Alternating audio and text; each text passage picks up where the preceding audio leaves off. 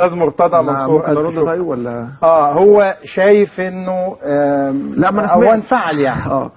اول حاجه هو رئيس نادي الزمالك، ده النادي اللي انا بنتمي ليه، ودي حاجه تشرفني جدا ان انا اسمي يعني نادي الزمالك، اسمي بيتقال على نادي الزمالك.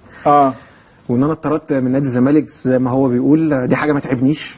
انا بحب نادي الزمالك ايا كان هيعمل فيا نادي الزمالك، دي حاجه انا هفضل اعشقه طول عمري لغايه لما اموت. تاني حاجه بقول ان انا اتطردت وهو مش عارفني، يعني في فيديو كان على اليوتيوب انا كنت مشيره عندي على الفيسبوك، وكابتن ورئيس نادي الزمالك اللي كان معانا على التليفون بيقول لكابتن حسام حسن ازاي تمشي احمد مرغني من نادي الزمالك، تمام؟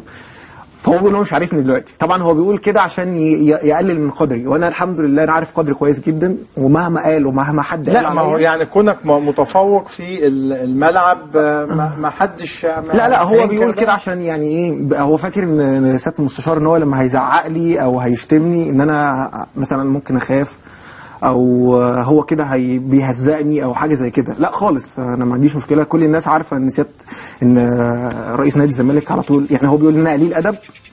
لا يعني خلينا لان هو الراجل مش معانا خلاص. هو شتمني وقال ان انا عميل يعني كل لا هو شيء يعني مش يعني الكابتن مجدي كمان الكابتن عايز شايفين يا احمد. لا انا هو الكتابه بيتهمني ان انا عميل. هو لو عنده واحد اي حاجه تثبت ان انا عميل ما يطلعها.